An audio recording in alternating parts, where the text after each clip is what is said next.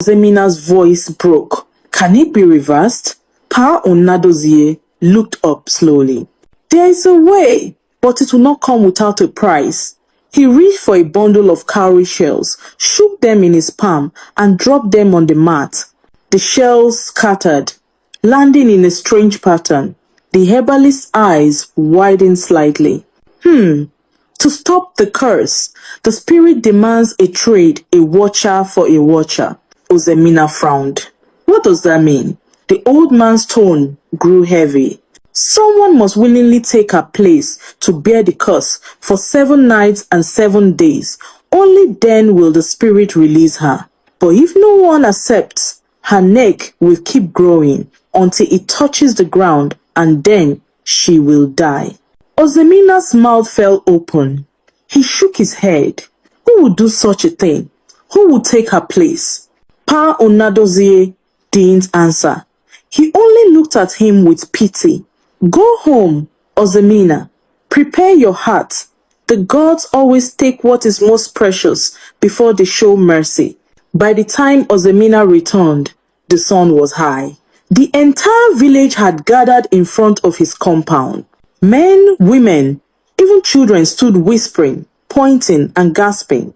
And there, in the middle of the yard, was Zuli. Her neck had stretched longer than ever, bending slightly to one side. She tried to cover it with a wrapper, but it kept slipping down.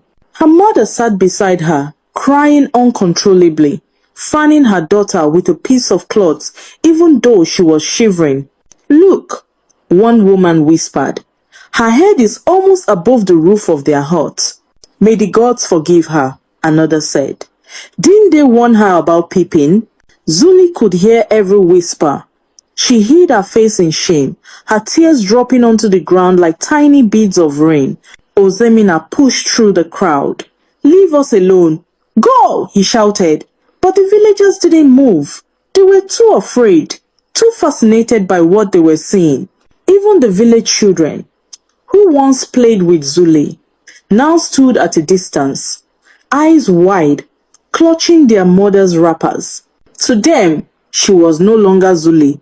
She was a creature of punishment, a warning. Ozemina knelt before his daughter, holding her trembling hands. Zuli, my child, I went to the herbalist. He said there is a way, but... Zuli looked up weakly. But what, Papa? He swallowed hard. Someone must take your place. Someone must bear your curse. Her mother gasped. No, the gods cannot ask such a thing. Zuli